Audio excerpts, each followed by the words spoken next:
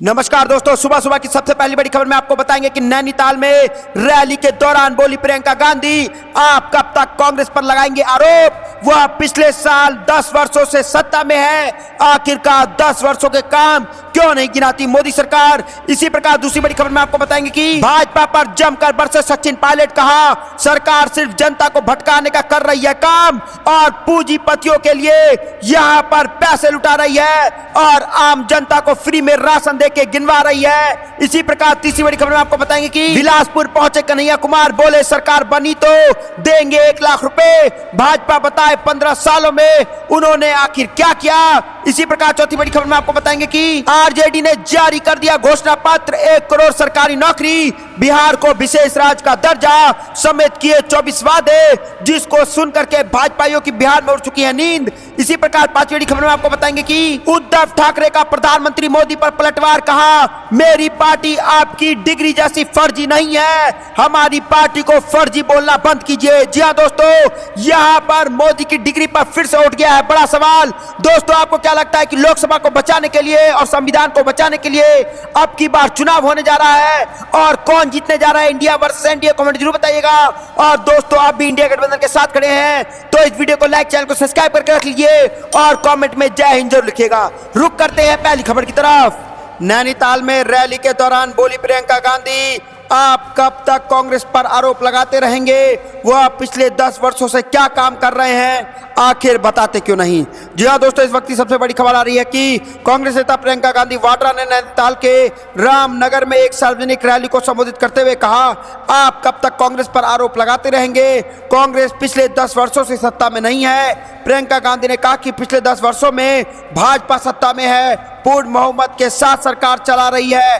अब वह कहते हैं 400 पार, उन्हें और अधिक बहुमत चाहिए। वह कहते हैं कि 75 वर्षों में कुछ नहीं किया गया है, तो उत्तराखंड में ऐसे कौशल कैसे विकसित हुए जहां से IIT, IIM और देश में एम्स आए, चंद्रमा पर चंद्रयान उतरा। अगर पंडित जवाहरलाल नेहरू ने इन्हें नहीं बनाया होता तो क्या यह संभव था। तो दोस्तों, यहाँ पर बुरी तरीके से नैनीताल में घेर लिया है मोदी सरकार को प्रियंका गांधी ने और प्रियंका गांधी शेरनी की तरह दहाड़ते हुए भाजपा से पूछ डाला सवाल, कहा पिछले 10 वर्षों से कांग्रेस को घेर रहे हो, सिर्फ कांग्रेस को गाली दे रहे हो, लेकिन अब तो 10 साल तक आप सत्ता में थे, आप कहते हो कि 75 साल में कुछ भी काम नहीं हुआ, इसलिए अब की बार फिर से भाजपा सरकार।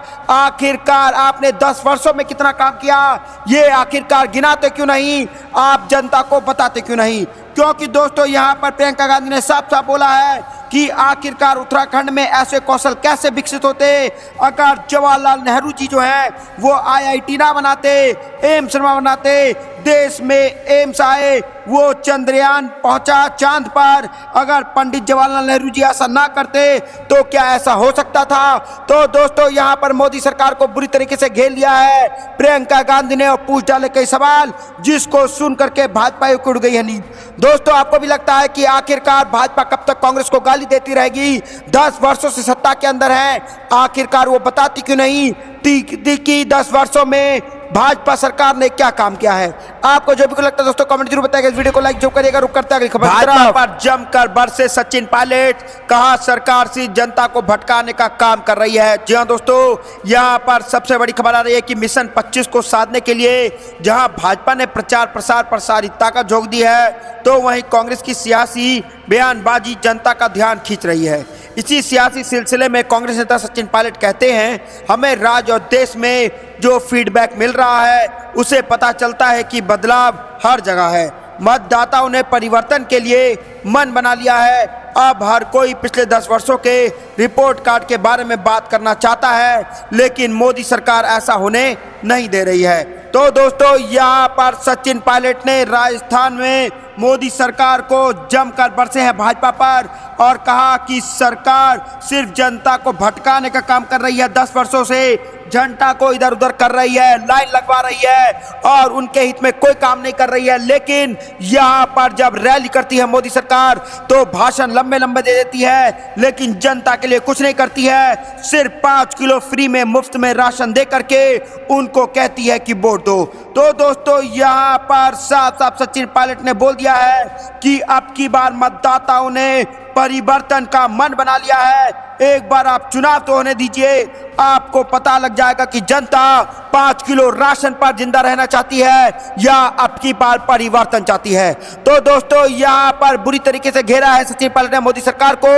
आपको क्या लगता है कि भाजपा सिर्फ वादे करती है? 2 करोड़ नौकरी प्रति वर्ष का वादा किया था जिसको पूरा नहीं किया, 15 लाख रुपए देने का वादा किया था जिसको पूरा नहीं किया, महंगाई कम करने का वादा किया था जिसको पूरा नहीं किया, महिला सुरक्षा का वादा किया था जिसको पूरा नहीं किया, देश सुरक्षा का वादा किया था जिसको पूरा नहीं किया। सिर्फ मोदी सरकार भाषण देते आई है, एक भी अपने वादों को पूरा नहीं कर पाई है। तो दोस्तों आपको क्या लगता है कि 5 किलो मुफ्त राशन देकर भाजपा सरकार सत्ता में आएगी कि अब की बार महंगाई और बेरोजगारी पर बात करेगी?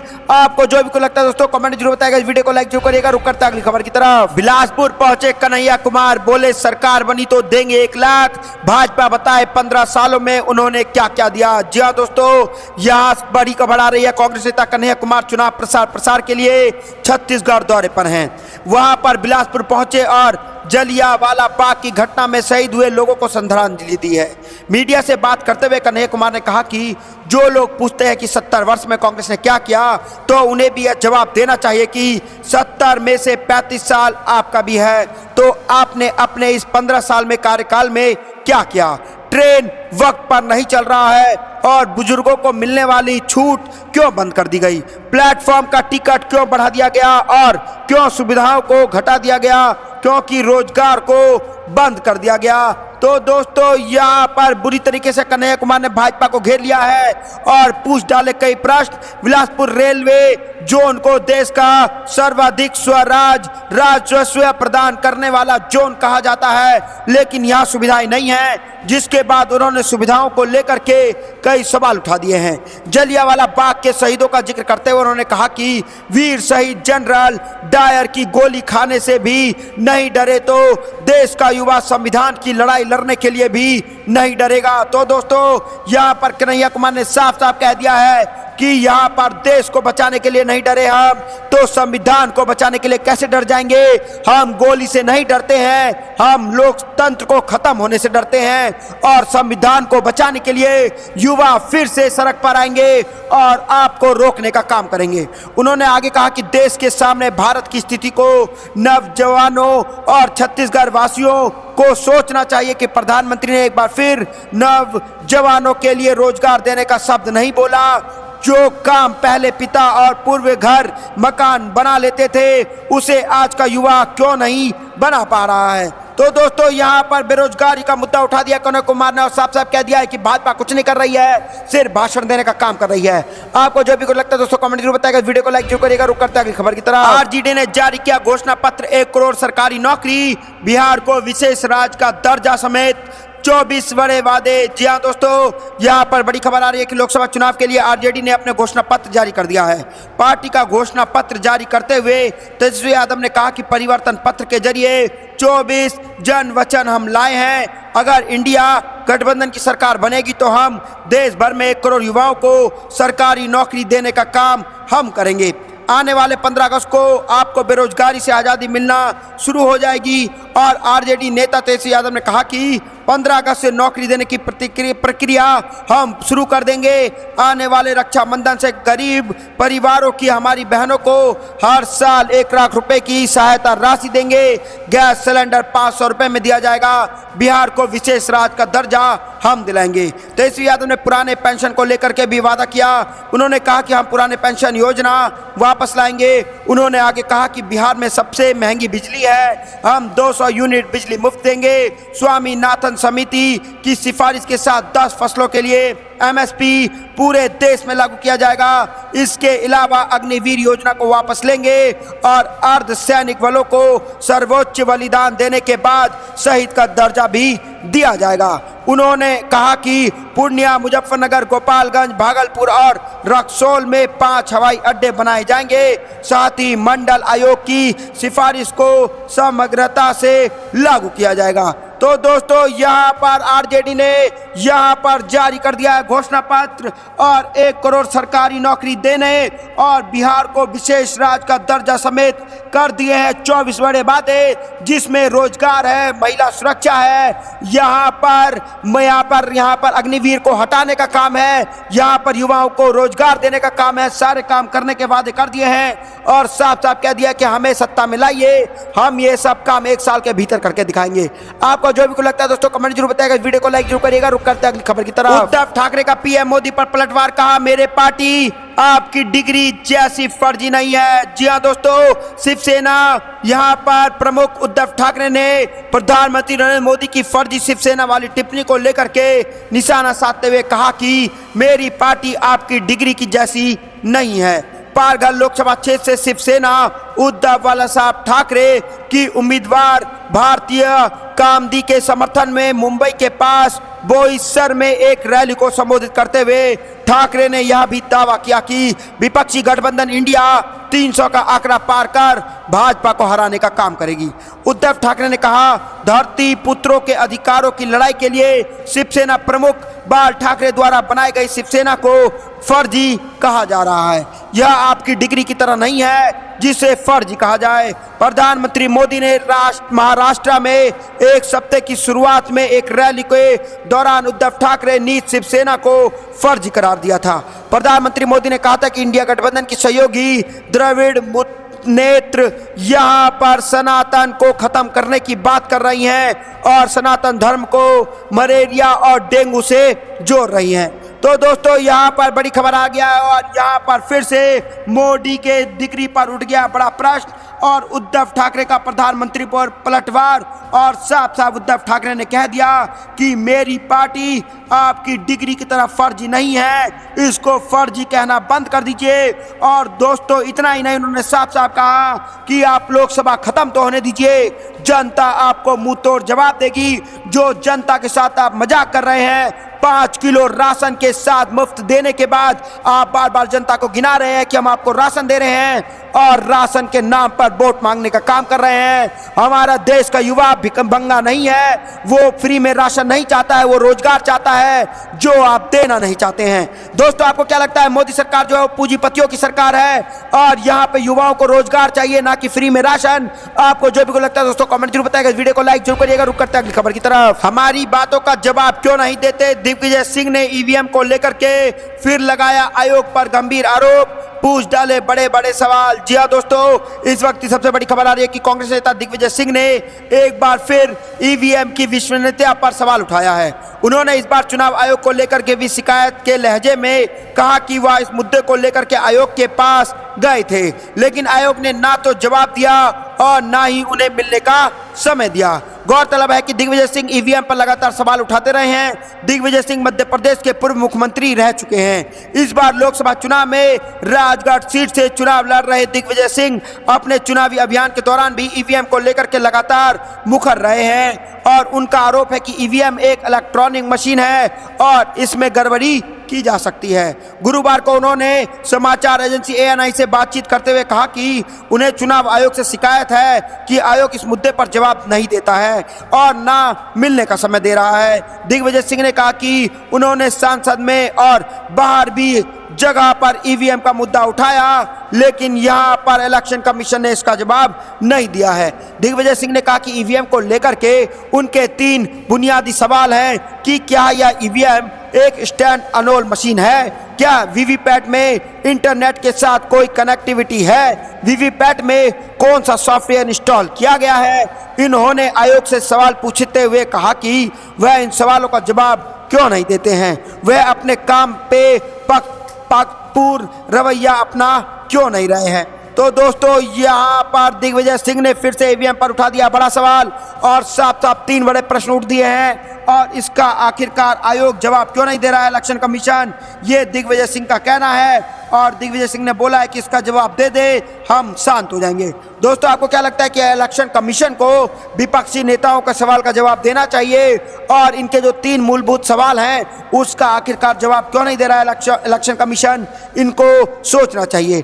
आपको जो भी को लगता है दोस्तों कमेंट जरूर बताइएगा, वीडियो को लाइक जरूर करिएगा। रुक करता है खबर की तरफ। इस समय देश में घोषित आपातकाल सरकार के मामले में कोई पारदर्शिता नहीं, उमर अब्दुल्ला का बड़ा बयान। जी हाँ दोस्तों, यहाँ पे फारूक अब्दुल्ला द्वारा उत्तरी कश्मीर बारामूला लोकसभा सीट से अपनी उम्मीदवारी का ऐलान किए जाने के मौके पर श्रीनगर में पार्टी मुख्यालय में मीडिया से बात करते हुए जम्मू कश्मीर के पूर्व मंत्री उमर अब्दुल्ला ने आरोप लगाया कि इस समय देश में अघोषित आपातकाल है और सरकार के मामलों में कोई पारदर्शिता नहीं है। उमर अब्दुल्ला ने कहा कि वर्तमान में अघोषित आपातकाल है। इंदिरा गांधी के युग में विपरीत जिन्होंने साहसपूर्वक आपातकाल की घोषणा की और उनके बाद चुनाव भी कराए, वर्तमान शासन में ऐसी पारदर्शिता का अभाव है। उन्होंने ये भी आरोप लगाया कि पीएम मोदी को वंशवाद की राजनीति से कोई दिक्कत नहीं है और जब भी वह वंशवाद की राजनीति का जिक्र करते हैं तो असल में उनका मतलब उन लोगों से होता है जो उनका विरोध करते हैं। उमर ने कहा कि 1 दशक से पीएम मोदी वंशवाद की राजनीति पर चर्चा कर रहे हैं।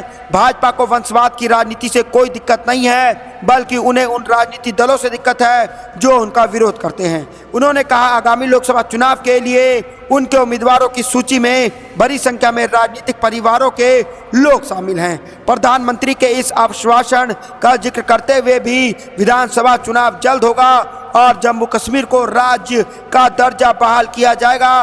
उमर ने कहा कि पीएम मोदी ने यह कहकर हम पर कोई एहसान नहीं किया है। सुप्रीम कोर्ट ने पहले ही आदेश दिया है कि जम्मू कश्मीर में चुनाव 30 दिसंबर से पहले कराए जाने चाहिए। वे कोर्ट के निर्देश का पालन करने के लिए बाध्य हैं। तो दोस्तों, यहाँ पर राज्य का दर्जा मिलेगा जम्मू कश्मीर को और 30 दिसंबर से पहले वहाँ पर विधानसभा चुनाव हो सकता है, ऐसा बोला है सुप्रीम कोर्ट ने, ना कि प्रधानमंत्री मोदी ने। ऐसा बोल दिया है साफ साफ उमर अब्दुल्ला ने।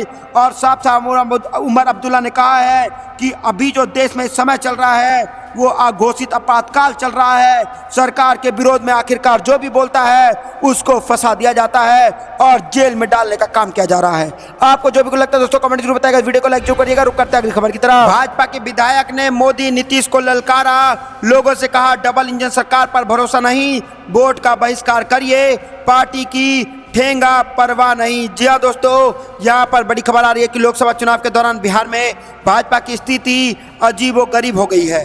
पार्टी के नेता लगातार आलाकमान को चुनौती दे रहे हैं। अब एक विधायक ने जनसभा कर रहा है और लोकसभा चुनाव में वोट का बहिष्कार कर दिया है। भाजपा के विधायक ने कहा मुझे डबल इंजन सरकार पर कोई भरोसा नहीं है, पार्टी जो करना है कर ले, मैं डरने वाला नहीं हूँ। यह बयान है मुजफ्फरपुर के साहेबगंज से भाजपा के विधायक राजू सिंह का। राजू सिंह ने मुजफ्फरपुर लोकसभा क्षेत्र से गायाघाट क्षेत्र में अपने स्वजातीय लोगों के साथ सभा की और सभा में पार्टी के खिलाफ खुला मोर्चा खोल दिया है। विधायक ने लोगों से वोट बहिष्कार करने को कहा है और अपनी पार्टी और गठबंधन की सरकार को ही जमकर कोस डाला है। तो दोस्तों, यहाँ पर बिहार में जा रही है बड़ी खबर और नीतीश कुमार और यहाँ पर मोदी सरकार को लग सकता है बड़ा झटका, क्योंकि यहाँ पर भाजपा के विधायक ने मोदी नीतीश को ललकार डाला है और लोगों से कहा कि डबल इंजन सरकार पर भरोसा मत करिएगा, वोट का बहिष्कार कर दीजिए, पार्टी की ठेंगा परवाह नहीं मुझको, पार्टी जो कर सकती है कर ले, भाजपा जो कर सकती है कर ले, नीतीश कुमार जो कर सकते हैं कर ले, मैं जनहित के लिए खड़ा हूं और डबल इंजन कुछ नहीं है। डबल इंजन यहाँ पर पलटू राम है, कभी भी पलट जाएंगे और मोदी जी भी इस पे कुछ नहीं कर पाएंगे। तो दोस्तों, आपको क्या लगता है कि पलटू राम को वापस भाजपा में जोड़ने से बुरी तरीके से घिर गई है भाजपा बिहार में और बिहार की 40 लोकसभा सीट जो है वो इंडिया गठबंधन ही जीतेगी, क्योंकि यहाँ पर भाजपा के विधायक ने जो है वो ताल ठोक कर बोल दिया है कि डबल इंजन पर हमें भरोसा नहीं है, पार्टी को ठेंगा दिखा दिया है और साफ साफ बोल दिया है पलटू राम को और जोड़ लीजिए, बिहार में जीतना मुश्किल हो जाएगा। आपको जो भी को लगता है दोस्तों कमेंट जरूर बताएगा, इस वीडियो को लाइक जो करेगा। रुक करता है अगली खबर की तरफ। यूपी में सपा को मिला आम आदमी पार्टी का साथ, अखिलेश संग बैठक के बाद संजय सिंह का बिना शर्त समर्थन का ऐलान। जी हां दोस्तों, इस वक्त की सबसे बड़ी खबर आ रही है कि यूपी में समाजवादी पार्टी को आम आदमी पार्टी का भी समर्थन मिल गया है। आम आदमी पार्टी के कार्यकर्ता आप सपा कार्यकर्ताओं के साथ मिलकर उनके प्रत्याशी को जीतने के लिए एकजुट होकर काम करेंगे। शुक्रवार को लखनऊ में सपा कार्यालय पहुंचे आम आदमी पार्टी सांसद संजय सिंह ने अखिलेश यादव के साथ संयुक्त प्रेस कॉन्फ्रेंस में इसका ऐलान किया है। संजय सिंह ने कहा कि जब हमारी पार्टी के मुखिया को जेल में डाला गया तो सपा ने हमारा साथ दिया। इस लड़ाई में सपा और अखिलेश जी के हम लोग आभारी हैं। यह चुनाव सामान्य चुनाव नहीं है, यह लोकतंत्र को बचाने का चुनाव है, बाबा साहेब अंबेडकर के संविधान को बचाने का चुनाव है, तानाशाह के खिलाफ लोगों को एकजुट करने का चुनाव है। संजय सिंह ने कहा कि सपा के जितने भी प्रत्याशी हैं सभी को जीतने के लिए आम आदमी पार्टी के एक एक कार्यकर्ता जुटेंगे, सभी आम आदमी पार्टी के पदाधिकारी सपा के लिए काम करेंगे। संजय सिंह ने यह भी साफ किया कि इस समर्थन के पीछे कोई शर्त नहीं है, कोई मांग नहीं है। भारत के संविधान को बचाने के लिए हम लोग इंडिया गठबंधन के प्रत्याशियों को जिताने का काम करेंगे। अभी कांग्रेस के नेताओं से भी बैठक कर बातचीत करेंगे, उनके लोगों को भी हम पूरा समर्थन देकर जिताने का काम करेंगे। संजय सिंह ने कहा कि मैं सपा प्रमुख अखिलेश यादव के प्रति आभार व्यक्त करता हूं जो दिल्ली गए और संकट के उस समय हमारे समर्थन में रैली को संबोधित किया जब हमारी पार्टी के प्रमुख और दिल्ली के निर्वाचित सीएम को जेल में डाल दिया गया। उन्होंने कहा कि 2024 कोई सामान्य चुनाव नहीं है, यह चुनाव भारत के लोकतंत्र बाबा साहेब के संविधान को बचाने और पीड़ित और वंचित लोगों को अधिकारों की रक्षा के लिए यह निरंकुश सरकार के खिलाफ लोगों को एकजुट कराने की चुनाव है। मैं केवल इतना चाहता हूं कि इंडिया गठबंधन 2024 का चुनाव जीते और सत्ता में ये जो बैठे हुए हैं तानाशाह लोग इनको हटाने का इंडिया गठबंधन काम करे। तो दोस्तों यहाँ पर यूपी में हो गया बड़ा खेल और 80 की 80 लोकसभा सीट पर इंडिया गठबंधन फिर से हो चुका है मजबूत, क्योंकि यहाँ पर यूपी में सपा को मिल गया आम आदमी पार्टी का साथ और अखिलेश संग बैठक के बाद संजय सिंह का बिना शर्त समर्थन का कर दिया उन्होंने ऐलान और साफ साफ कह दिया कि यहाँ पर आम आदमी पार्टी यहाँ पर समर्थन करेगी इंडिया गठबंधन को, वो भी बिना शर्त के। और यह तानाशाही सरकार जो केंद्र में बैठी हुई है मोदी सरकार, उसको रोकने का काम करेगी। दोस्तों आपको क्या लगता है कि केंद्र की सरकार तानाशाही होगी, इसको रोकना जरूरी है, लोकतंत्र संविधान को बचाना जरूरी है, इसलिए अब की बार इंडिया गठबंधन की सरकार हाँ या ना कमेंट जरूर बताएगा। इस वीडियो को लाइक, चैनल को सब्सक्राइब करके रख लीजिए और कमेंट में जय हिंद।